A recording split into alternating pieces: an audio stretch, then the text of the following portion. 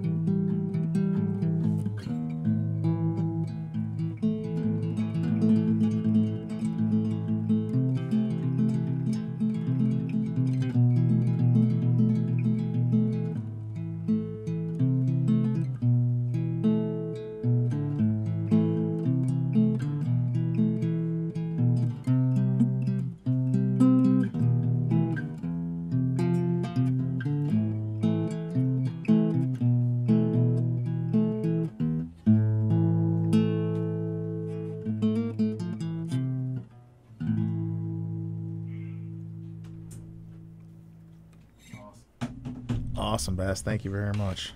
That was good. Yeah. So, Micah, welcome back. And, thanks for hanging out with us today. It's a little rainy Saturday here in Savannah. Is it raining where you are? No, actually, it's a beautiful day here in Evans County, but it's very hot. Very hot. Yeah, it's been pretty warm the last couple of days for sure. Yeah, so I'm glad to be in the air conditioning. Oh, yeah. I try to never take that for granted. Speaking of hot, I could have made it without it.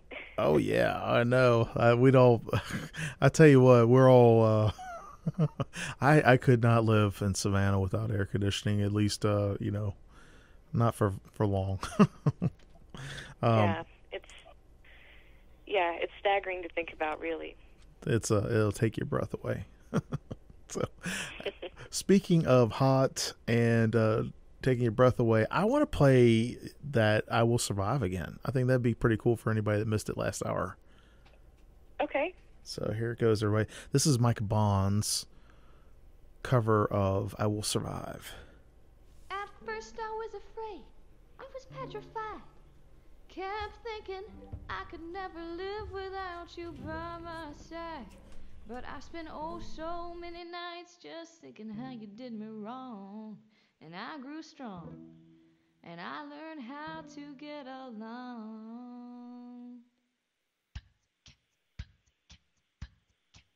And so you're back from outer space.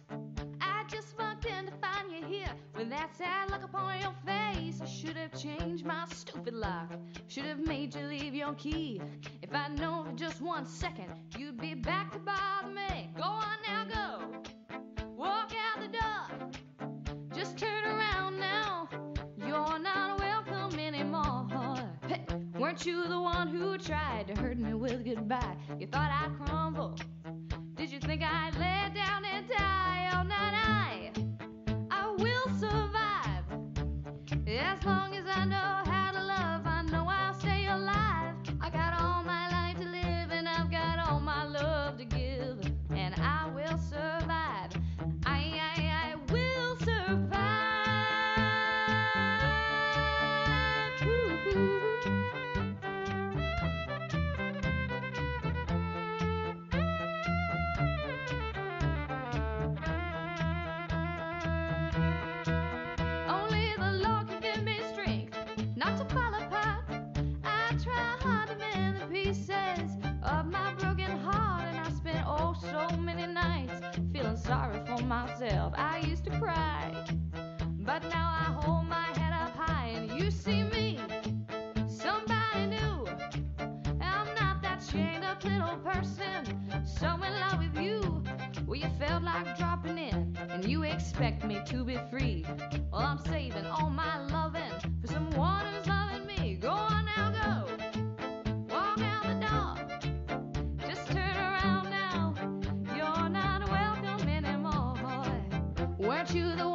you tried to hurt me with goodbye. You thought I'd crumble.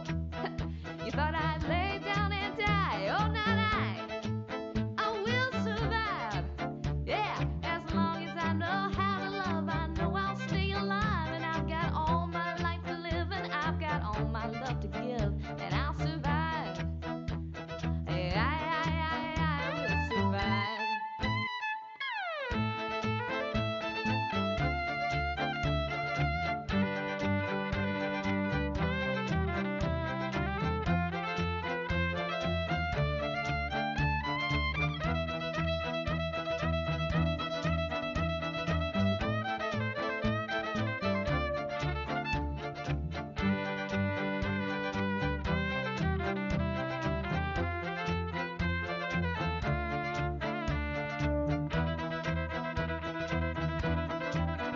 Oh, not I will survive. As long as I know how to love, I know I'll stay alive. And I've got all my life to live, and I've got all my love to give, and I will survive. Yeah, I will survive. Now I know I will survive. And that is a fantastic song, Micah. You did such a wonderful job, I think, on that cover. I appreciate that. Thank you. Um, It was a lot of fun to make. I'm sure the folks that are listening probably are enjoying it too. I'll be honest with you. I feel I feel a little special because I get to play it on the radio. Like, I don't know how long ago you made it, but I'm like, I thought it was so cool. Well, thank you. It's a two-way street. Thank you. So for those of you tuning in right now, maybe you missed the first hour, you can go back onto my YouTube channel, youtube.com/Adam Messer, and you'll be able to listen to the podcast of the first hour. I would recommend going back and listening to it. Micah Bonn is a musician, an award-winning musician for like your country music, and you play like rock, you play country, you play bluegrass, Jazz. I was going to say, I think you do a little bit of jazz. You not only do you do cover songs like I Will Survive, but you also create and have produced your own original songs, which I feel like are really good. Like, we just played that Do Right, the end of the last hour, which I think is really cool. I love those little B movies, the little horror B movies. And I love that little video that you did with that one. That was such a good little, like, it's all one story, so that was really cool. Thank you. I appreciate it. Well, yeah, it's fun to make like a concept video, and it's fun to execute that. And we like did all the little props ourselves. Myself and the Jamie Murphy, who made it. The video was shot in West Virginia while I was there in the summer of, I believe, 2019. And anyway, we shot around different locations in downtown Lewisburg. And if you've ever been to West Virginia, you may hear about Lewisburg because it's a very cool little town. I think it was voted America's best small town several times in previous years. And if you ever go there, you start to realize why very shortly, because it's such a magical place nestled in the mountains. So anyway, we made the video there, and I definitely look back on those memories fondly. Yeah, I think it's really cool. My buddy Josh, I think we were talking about this when I was talking to you about the newspaper article, but my buddy Josh Vasquez and I, we did this, we started this little film company called Dead Pixel Pictures, and they're like little, funny, campy B-movie style stuff, not the hacker type slasher type stuff, but kind of like what you did there, where it's, it's like a little, kind of fun, like a little werewolf theme and all that, not anything, real gory. We haven't done anything like that. We're not, like, we did this one, this is Josh's all original idea, but it's called Oh No Zombies, where, like, we're whatever in the scene, and we're like, oh no, zombies, kind of like the old school B movies. And Mhm. then it cuts to the zombie scene, and it was so much fun doing that. And I love, like you, like last hour you were talking about, like when you go from, talking with someone about music or art or writing or filmmaking or whatever, you can kind of see that little thread go throughout it, and Mhm. I think it's pretty cool, especially like with the music videos, because I don't know, I don't know. I was just like this morning, I write. We were talking about writing, and you're a writer. I wrote a poem and I wrote a song this morning, and I was just thinking about like how music.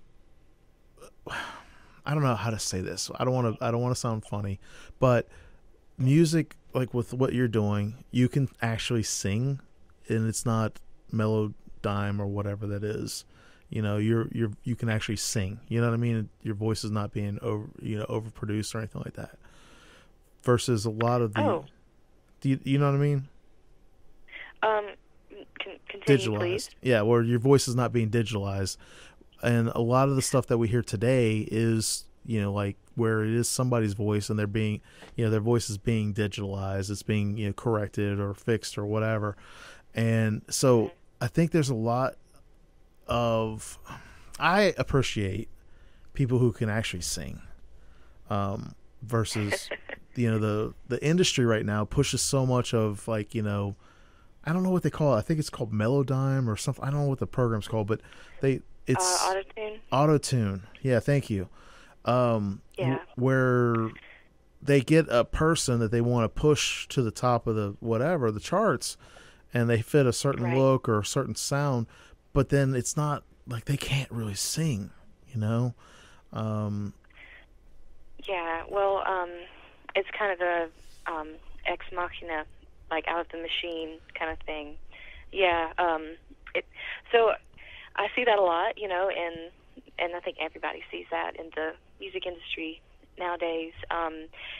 Basically, that's why I enjoy music that is older, mm-hmm.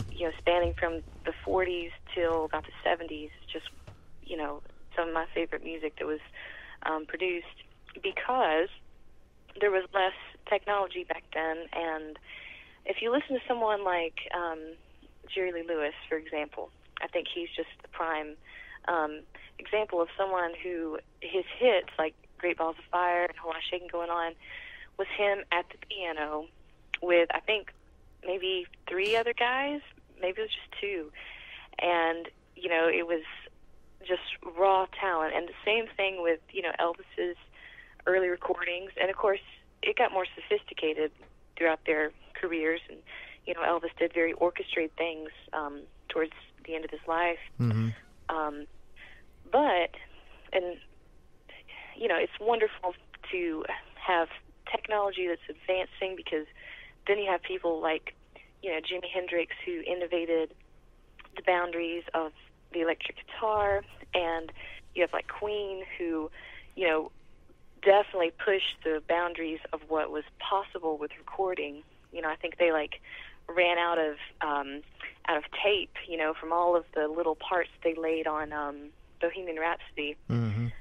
But so that's the good side of technology rising, and well, that's one of the things I was what saying. with, like with your stuff, it reminds me a lot of like me growing up as a kid, watching like little music videos and hearing different singers that I liked and bands that I liked. Because as a kid, I used to love Heart, and I loved Fleetwood Mac. Stevie Nicks was one of my favorite singers, and that's what you're and I'm not knocking the digitalized stuff, but it's kind of like technology has come a long way. Like we would not have had the Avengers movies if we didn't have digital, right? There's just no way it would have. The Marvel stuff. You can look at the original Marvel stuff too today, but it's the difference between and having an appreciation for people who actually can sing. That's just something that I enjoy, because like I can listen to you on the radio, or I can listen to you in person. And in person, it's because I've heard you play on both. In person, you get that I don't know how to say it, but you get the vibration from the sound, right? So you can actually feel the sound waves hitting you. You know, and you hear it online too, but it's just different. And then, you know, but with a person who their voice is being digitalized, they can't do that. They don't have the chords, or they don't have the chops to be able to, you know, belt that song out, you know. And I'm not knocking them. It's just that it's just a different playground, you know. Yeah.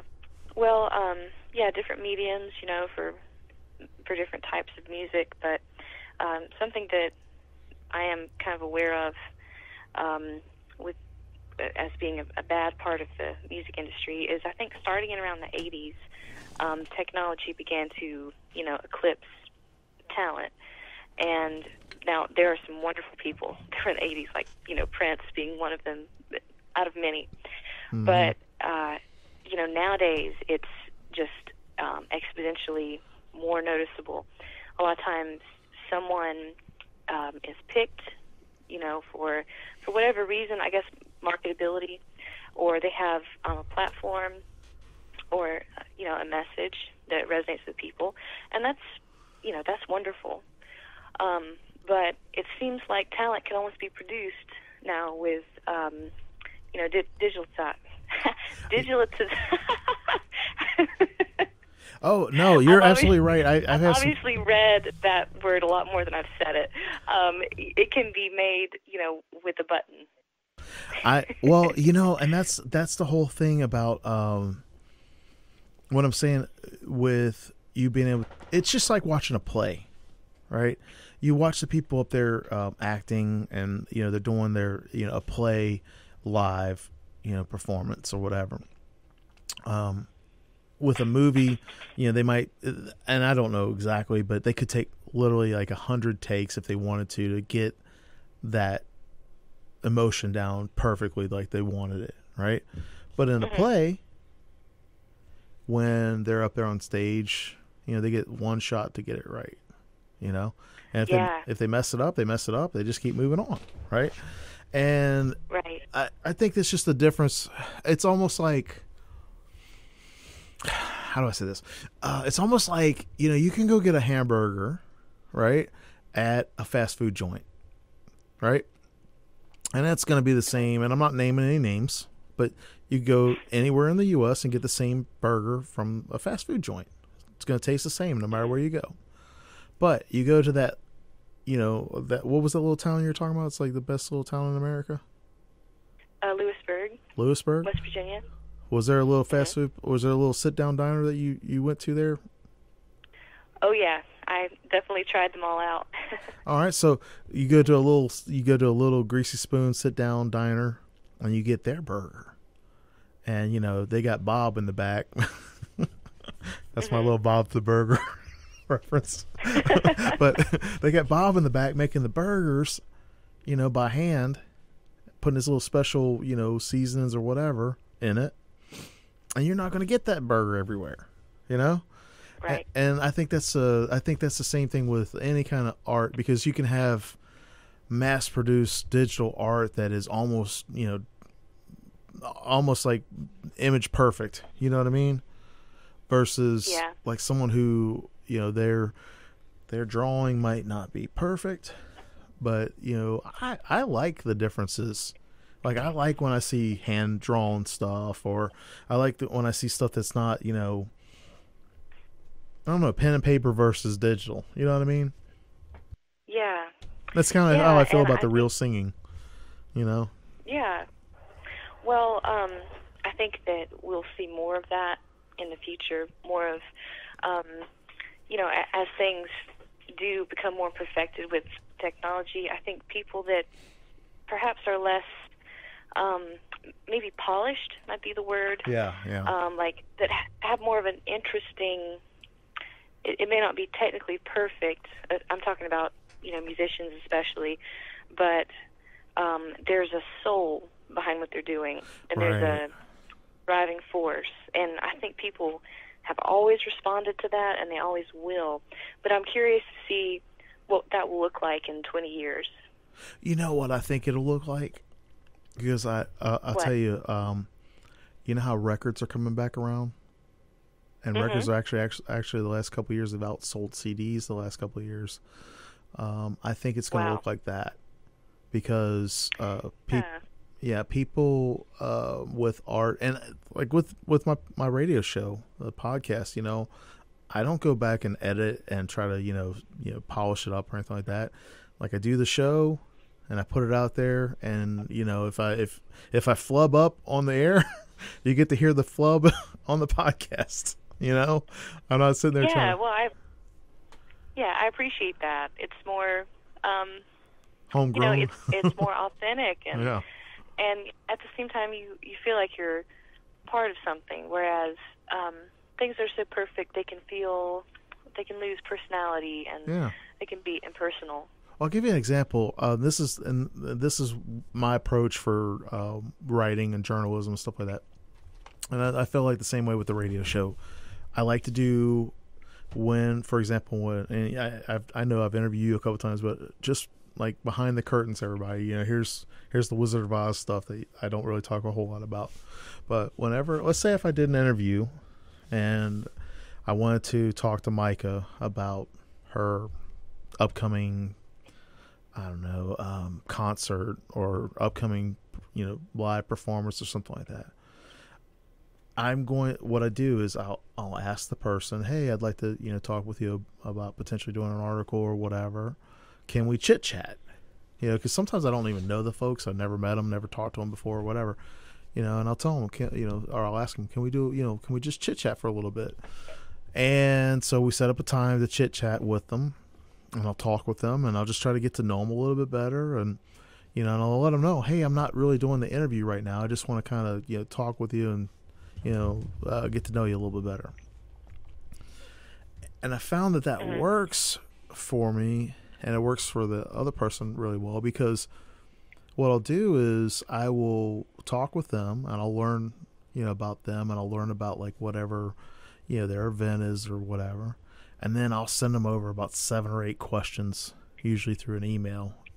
Because, and the same thing with the radio show, we live in a soundbite or, you know, video clip world. You know, like 7 seconds is about all the attention span you're going to get from somebody if they're not interested in something. Even less than that sometimes, right? So the reason why I like to do it that way, and the reason why I like to have casual conversations, is because you get more of a connection with people versus just a soundbite, versus just a, you know, a little 15-second clip. And you know, I get for the newspaper, I get about 500 words copy space. I can get that out of somebody in about 5 minutes or less if I wanted to, you know.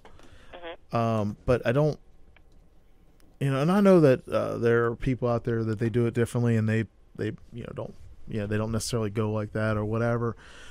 But I like that, and one of the formats that I like a lot are the Q&A, or the questions and answers, because I could paraphrase what you say all day long, Micah. I could paraphrase all day long, but it's not the same as you saying it.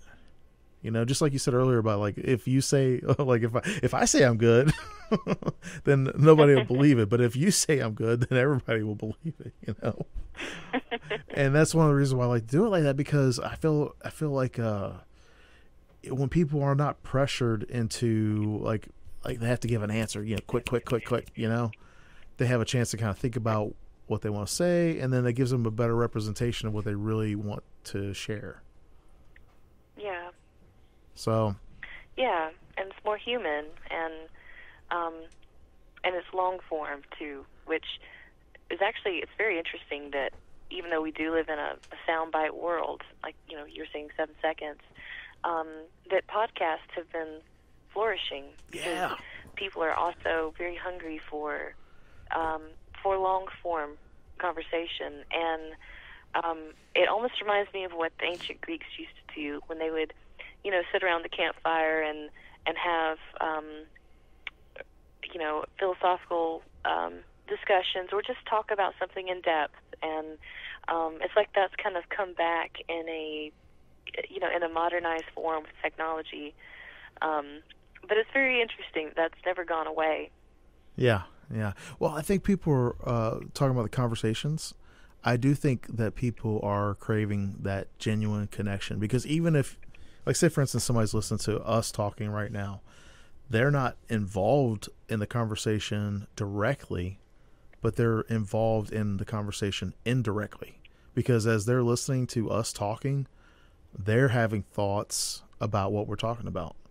So they're, even though we're going to be recorded and they're going to be playing, in their mind, they're going to be thinking about, oh yeah, yeah, yeah. So in a direct way, that they're actually still part of that conversation and carrying that on. And I think that's one of the things I like about podcasts or audiobooks. For example, like Jordan Peterson, I've listened to his 12 rules of, the 12 rules. I can't remember the name of it. It's the 12 rules. 12 Rules for Life. Thank you very much. See, that's what happens when you get older. You're like, what? But I think people are starved for just genuine and real. That's what I was saying about the music. Like, I really appreciate people who can sing, because it's authentic and it's real. It's not synthesized. And there's nothing wrong with synthesized music. I mean, there's some songs from the 80s that I really love, like new wave stuff. I really love new wave stuff. But oh yeah, me too. Yeah, the Talking Heads. Yeah. But there's something to be said about, like, a young lady who can pick and play and sing. So. Well, I guess that's kind of that. Lies at the heart of playing the violin or the fiddle, whatever you want to call it, because it's your bow on the string, and it's what there's not a lot of things to hide behind, and maybe that's why people respond to singers so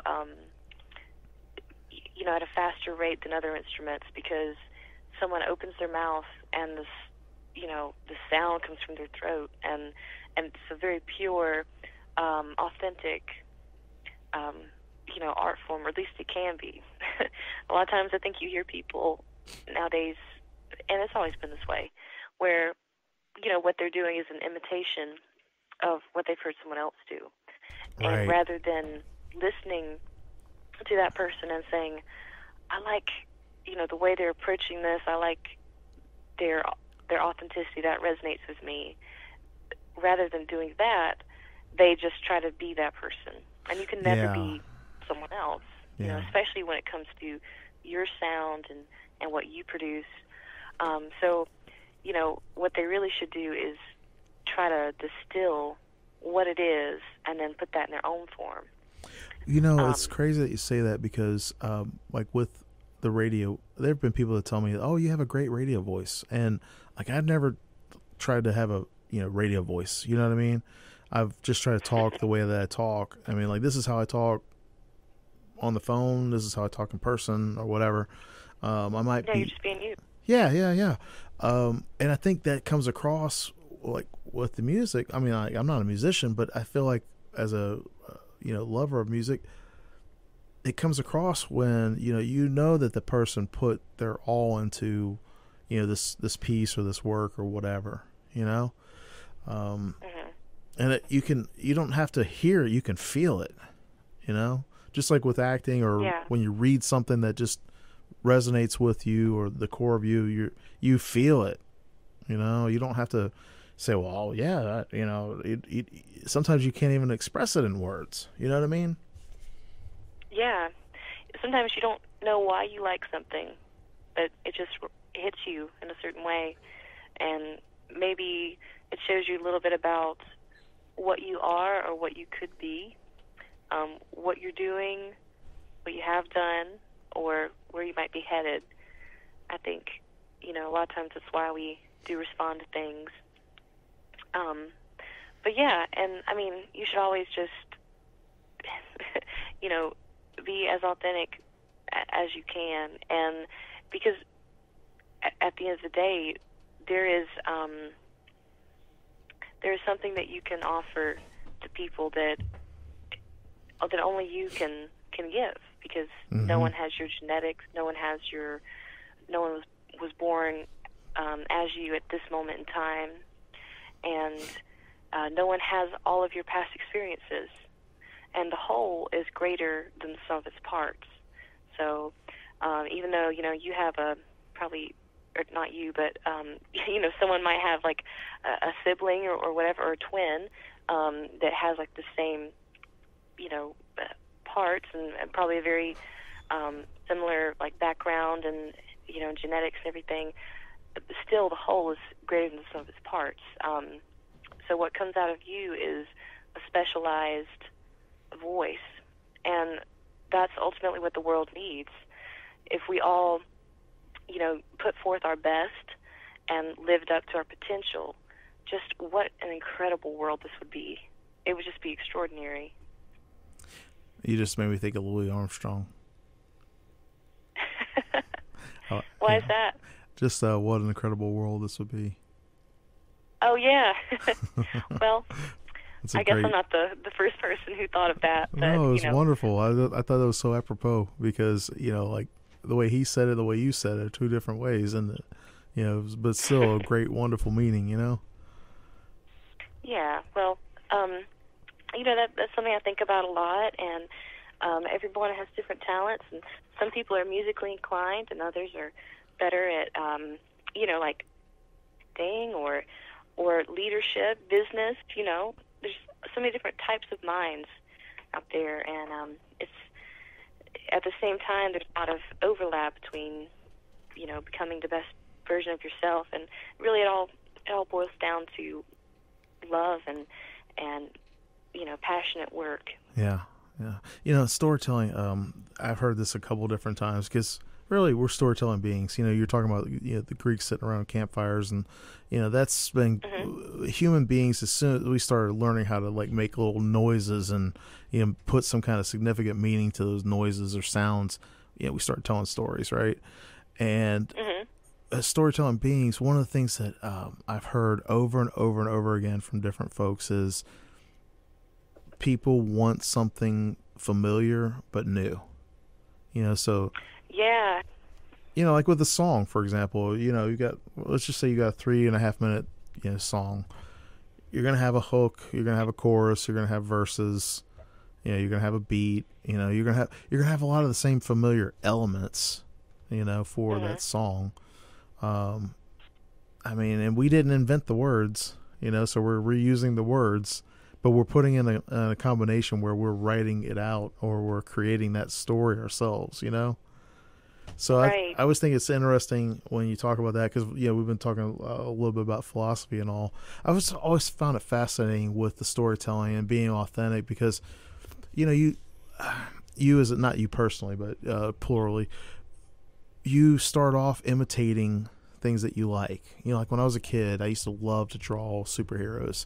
And one of the artists that I enjoyed a lot was Todd McFarlane, who was really famous for creating Spawn, and he used to draw Spider-Man and the Hulk and stuff like that. So I used to try to emulate and draw like him, and I got to the point where I felt like I was pretty good at, being able to, copy what he did.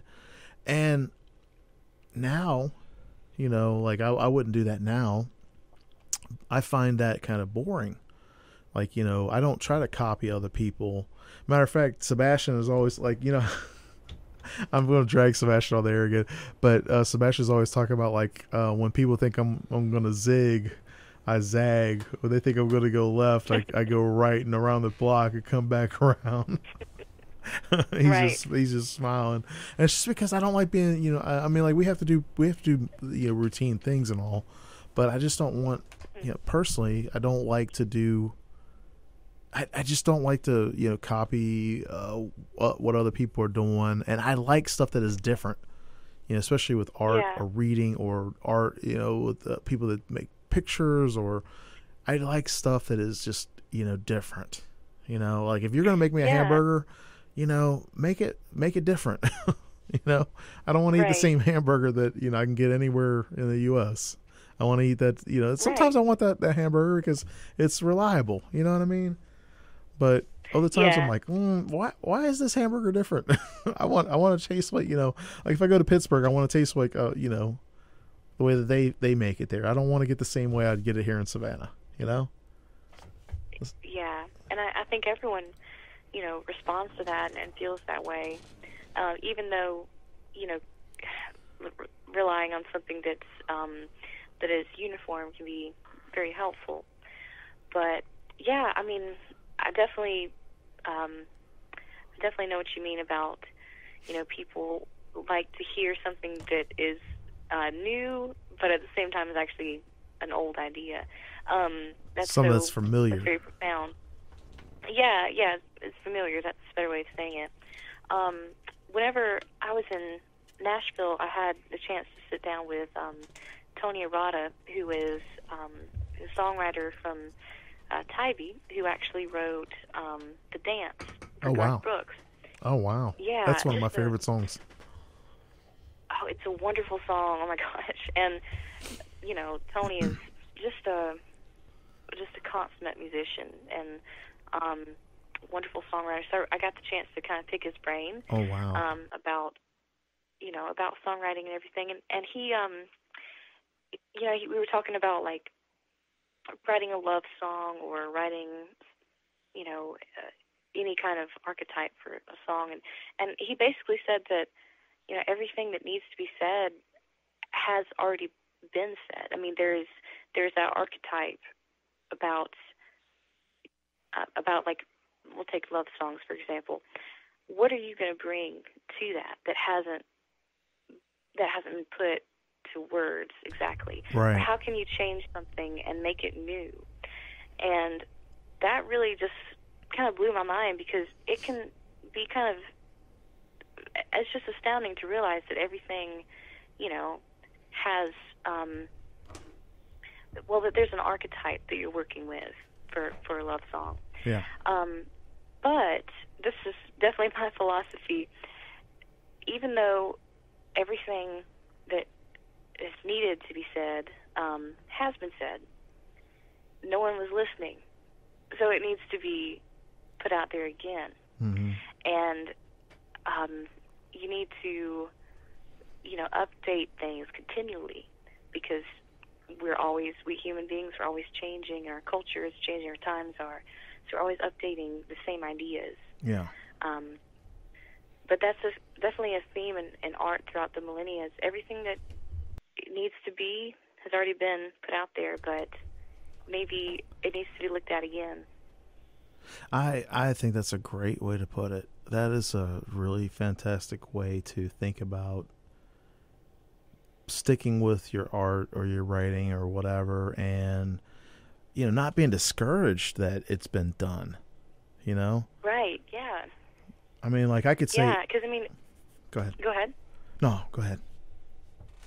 Well, I was just going to say, it can be discouraging, to think, oh my gosh, all the best love songs have already been written.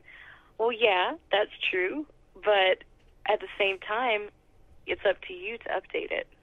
There are others that are just as good, if not better, waiting, like Bohemian Rhapsody. That was written in 1970. The world has been waiting to hear it, until that year. But go on. What were you going to add? Well, I was going to say, when you did the cover of "I Will Survive," that is a song that's been out for a long time, but you put your touch on it, and it's really good. So I think that's a good way to kind of compare, not necessarily that you wrote the song, but the way that you performed it. You composed some new, with the violin, you composed some new, I don't know what you call them, the bars or whatever, for the music. Mm-hmm. And I mean, like, I've never heard of "I Will Survive" cover song with, the violin in it. So, that's a way that you added to I feel like that's a way that you added to the artistic realm of, like, hey, here's something that I'm putting out in the universe now. Boom, here it is. Well, thank you. I feel like that's the same way with storytelling, or art or anything like that. I mean, like, you could paint a rose a million ways, People look at something that's different because they're like, oh, I haven't seen that before, And right. it catches their eye because it's something different. It's familiar. It's like, oh, I've seen a rose. I've seen a rose a million times, but I've never seen it painted that way. Right. So I think that's and also cool. that's the role of the artist, really, is to take something familiar and make something new out of it. the same way that we enjoy being around little kids, because, well, one of the reasons we enjoy it is because to them everything is new. Yeah. So, when they see a building, it could be the same building that you've seen, throughout your whole life, and you've tuned that out because your brain can only focus on so many things. But to them, all things are new, and they're like, wow, they're seeing it for the first time. Yeah. Yeah, exactly. And so that's kind of what artists have to tap into is, here's a building or, any idea or common thing in a way that you've never seen it before. Yeah. Or a story, So anyway, I just think that's kind of an interesting, way to conceptualize it. Oh, I agree. I completely agree. I think that's part of the interesting side of creativity. When you see somebody, and I'll give you an example. Have you ever seen someone who, like, their art is just really not that good, but they do it and they do it and they do it, and like, after a while you see their art just kind of improves, or just keeps getting better, even though it's still not really that good, and the reason why I say that is because they don't lose the desire to keep creating it, right? And then they keep improving and they keep improving and they keep improving, even though they're not really that good, And I know that there's some people out there that they try and they try and they try and they just never, like, I know for a fact that I can't do certain things, so I'm not really that good at it. But I try and I try and I work at it and I work at it and I work at it, and I keep putting my art out, or I keep putting my writing out, or I keep doing whatever, And I think that's one of the things about when you see someone who, and this is where I'm getting at with the bad art stuff, you keep putting it out there, you keep making this art, and you're going to get better, right? And I think about that because Neil Gaiman has a commencement speech that he wrote and shared called "Make Good Art." And you go out there and you keep making the art, no matter if somebody's watching or looking at it or not. And I have a lot of respect for the folks that put stuff out there when it's really not that good, but they keep trying and they keep working on it and they keep trying and they keep working on it and they keep improving, because you can feel that they love what they're doing, and they're, maybe they're not that good at it, but they're working on it. They're trying to do it, and I can respect that. I would never knock somebody. I'm not going to ever, say put somebody down or whatever, for their art, because everybody has a different perspective. But I admire the folks that they continue to try and they try to get better and they try to get better and they try to get better. I mean, it's easy to be a critic. There are a lot of critics out there. It's a lot harder to actually create something and put it out there. Oh, yeah. I mean, so, Yeah. And, yeah, I mean, it's so easy to come across something, especially like on the internet, and, just make a quick judgment about it. But if you were to actually try to do it, you realize that it's a lot more complicated than you could have anticipated. And you also begin to realize that people are a lot smarter than you might realize at first. Oh, yeah. That's why, you should never judge a book by its cover. And that's, once you realize that, it's very humbling and freeing, too. But, yeah, I mean, you could think that doing a dance, or you could see someone doing a dance that, you're like, oh, I could do that. No, you couldn't. Well, you could, but not right away. It's like, well, prove it. Do it. Don't talk about it. Be about it. Yeah, or, if someone's like, oh, you should sing this way. Well, I don't see you doing it. I don't hear you on the radio. Right. So, I mean, I had somebody, it was so funny. I had somebody actually critique one of my earlier works, and they before they read one of my earlier works, they read something more recent, and they're like, "You're such a better writer than this. You should go back and rewrite it." I'm like, "Well, then it wouldn't be that same story." I mean, I can't, Yeah. I'm not going to go back and redo it. I'm not, I mean, just not.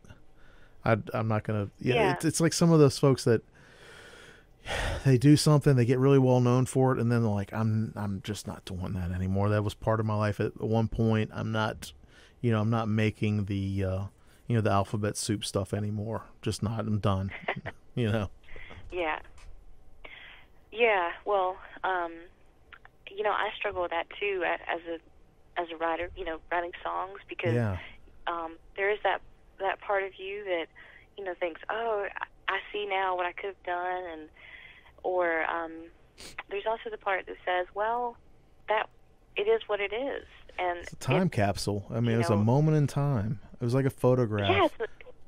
Yeah, exactly, and you should honor that too. So it's tough because it's not exactly clear what you should do with that. But I'm really fascinated by one artist in particular, Bob Dylan, who is just his life has just been a master class in what it means to be a creative person, and he's always updating his later works his earlier works, while also just continually writing new stuff all the time. I don't know how he does it. He must not sleep, but he will do like one of his early songs in a totally different style, or he'll write a new verse to it. And it just puzzles me so much.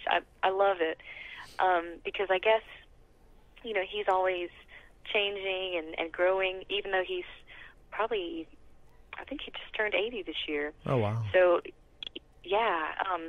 So anyway, he's, always growing and learning, and I guess he wants to update the past and or his past works.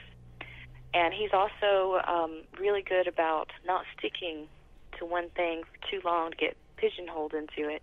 Now, obviously, he's on a different in a different playing field because he has commercial pressures on him about what will sell, and like in the 60s he was like the poster child for protest music, and he quickly outgrew that box and didn't want to be locked into that, and that's why people hated him whenever he went electric. But it was also the best thing he could have ever done because it propelled him into a new world. Mm-hmm. And he's just like every 5 years, it's like he actually less times than that. It's like continually he's shedding his skin and becoming just a totally new artist. So anyway, that regeneration is a very wonderful thing. But I guess it's up to each person on if they want to update old stuff they've done or to just continue to plunge into new waters.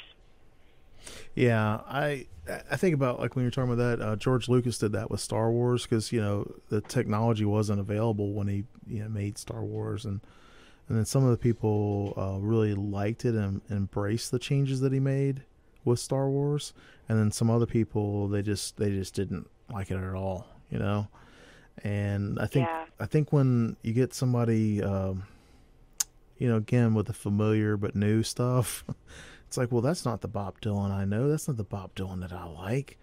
It's like, well, you don't really know Bob Dylan.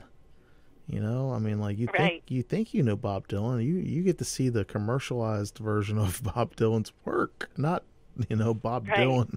You're not living with Bob Dylan having ham and cheese sandwich with him on Tuesday afternoon. Wouldn't that be great? Yeah, that's what I'm saying. Yeah.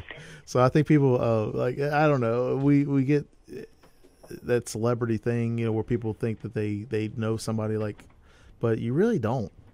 You don't. I mean, you might know something about like their work, but yeah, some people enjoy and embrace the new and the change, and they like the the different stuff. Other people, they want the same thing, So it's all good. I mean, like there's a need for both. I mean, that's why we watch old movies, or that's why we listen to old songs that we like, because we like familiar stuff, Oh, absolutely. Yeah, and I mean, there's a lot of a lot of power in that. You know, the familiar things that we always like see something new in them. You know, there's something that brings us back to listen or to watch. That's something that I've really learned about, like whenever you're recording something or like let's say that you're recording a song that you've written, or listening to, we'll take that as an example. Mm-hmm. If you're listening to a song on the radio, there's a lot of things in the background working that your subconscious registers, but you don't actually hear. I experience this all the time. Like I'll be listening to something on Spotify, and I'll say, "Oh my gosh, there's a mandolin in that. It's in the background. It's hidden, but it's there." Yeah. Or I guess a lot of photography is that way. So it affects you, but you don't realize it's affecting you. You're not sure why you like it, but it's intriguing. I agree. Well, thank you very much, Micah, for being on the show today. I really enjoyed it, and love to have you back. I think talking about new and familiar, I'd like to play the True Loving Woman from your YouTube channel to wrap up the show. Okay, yeah, that's an original song. I wrote that while I was in Nashville with Pete Salas, who is the guitar player for Bonnie Raitt. And will you be playing the version with the pianist? With Jerry Gowan? Yeah, Jerry Gowan. Yeah, that's the one. Yeah. That's cool because you put up a couple of new videos on your YouTube channel, looks like about 2 weeks ago. That's really awesome. Thank you. Well, yeah, I've been collaborating with Jerry, and it's been very exciting for me because I've learned a lot, and he brings a wonderful flavor to that song, True Loving Woman. And anyway, we will be performing in October the 22nd at the Graham Parsons Guitar Pull in Waycross. Oh, very cool. Which is a very cool festival celebrating Graham Parsons, who is a songwriter from Georgia, very famous one. And anyway, so and they can check out your YouTube channel and also your Facebook channel, right?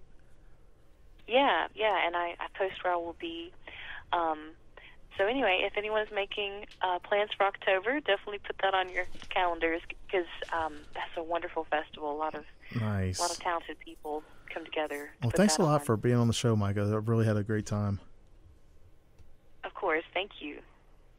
All right, everybody. So here is "True Loving Woman" by Micah Bonn.